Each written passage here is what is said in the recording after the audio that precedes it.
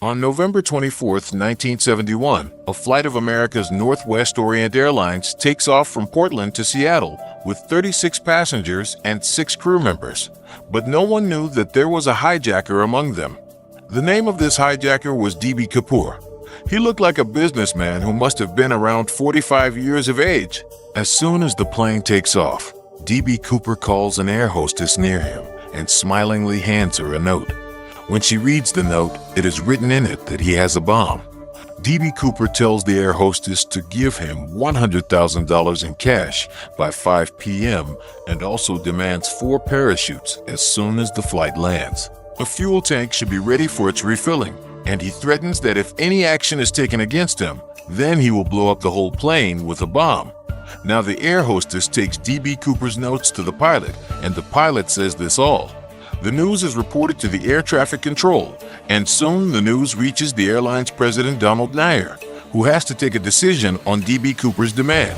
Donald Nair accepts D.B. Cooper's demand and coordinates with the FBI to send a plane to Seattle. He starts arranging money from the bank. As the flight was only for 30 minutes, it was not possible to arrange so much money in such a short time.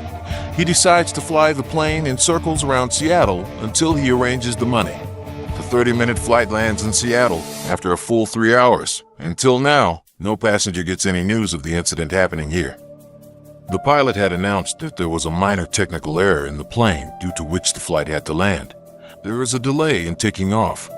D.B. Cooper instructs that the plane be diverted away from the main terminal building, and the authorities do so. An airline representative comes to D.B. Cooper with a bag full of money and parachutes, after which D.B. Cooper frees all the passengers and flight crew. Now, as per Cooper's demand, the flight is refueled and takes off again. This time, there were only 4 people in the flight, including D.B. Cooper, an air hostess, and the 2 pilots. Pilot Cooper now instructs the pilot to fly the plane at a height of 10,000 feet in the air towards Mexico City and says that the position of the wings should be tilted at an angle of 15 degrees and the pilot should fly at speed. Cooper now gets ready to dive wearing his parachutes, and shortly afterwards, a warning light flashes in the cockpit, indicating that D.B. Cooper has opened the plane's rear staircase. Let me tell you that this plane was a Boeing 727, and at that time, only this plane had this unique feature of a rear staircase. Cooper opened these rear staircases and wearing parachutes, dived out of the sky with the bag of money. Now, because the pilot and the air hostesses were locked in the cockpit, they did not see D.B. Cooper jumping. After this, the pilot lands the plane in Reno, Nevada, and immediately informs the police about the entire incident. The police starts their investigation, but D.B. Cooper does not know anything about it. It is not known till date where he went after that day. The police only found a tie on which a clip was attached. The FBI started searching for Cooper from that day onwards, but even after 45 years of investigation, no trace of Cooper was found.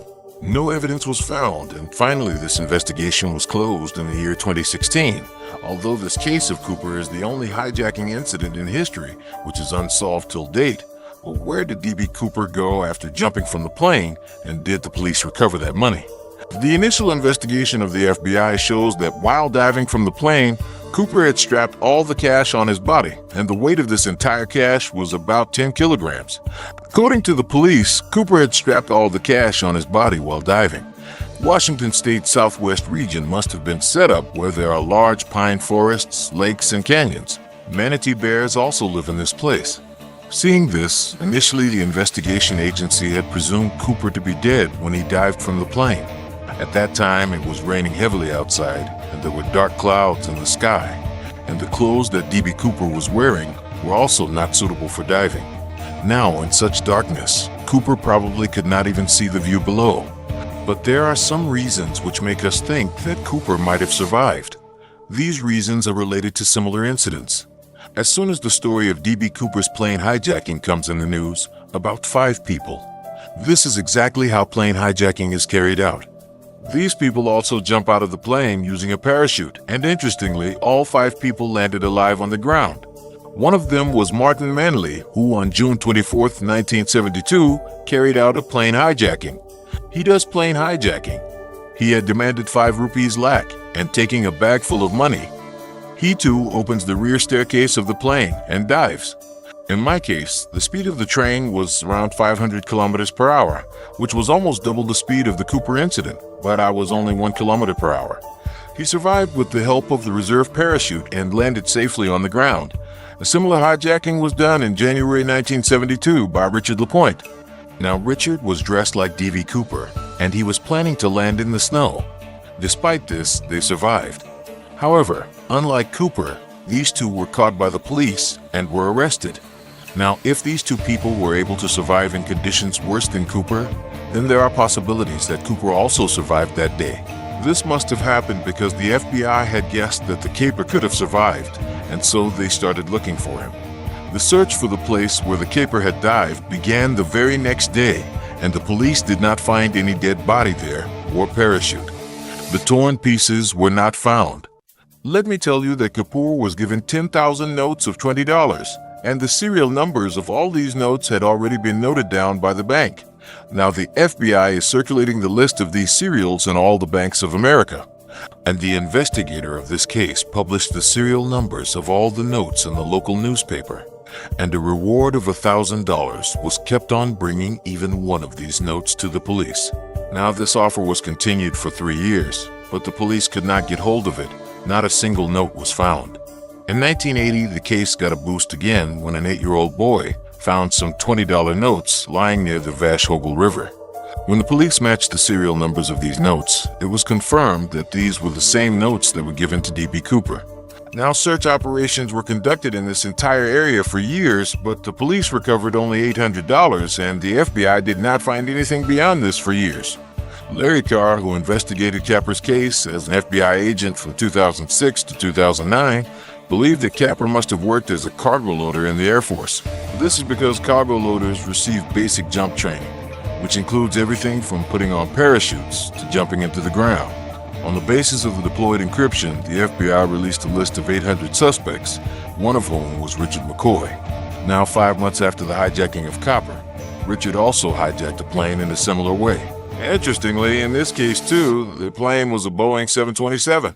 As soon as he gets the money, he opens the rear staircase of the plane and dives. But just 2 days later, he is caught and arrested and sentenced to 45 years in prison. And at first, the FBI believed that he was D.B. Cooper. But later, the FBI denied that Richard McCoy was the killer of D.B. Cooper. There were mainly 2 reasons behind this. Firstly, Richard McCoy's face was quite different from the description of D.B. Cooper. And secondly, Rich McCoy was not the same as D.B. Cooper. I was present in Las Vegas on the day of the incident. Even after so many years, D.B. Cooper remains a very mysterious maniac for the world, and no one knows who he was, where he came from, and where did he go after the dive. By the way, you must know, what do you think? Would D.B. Cooper have been alive that night, or would he have died? Do share your opinion in the comment below, and if you like this video, then don't forget to like this video and share it with your friends. And if you have not yet subscribed to our channel, then subscribe and turn on the notification bell because I keep bringing such videos every week. So I will meet you in the next video, and as always, thanks for watching.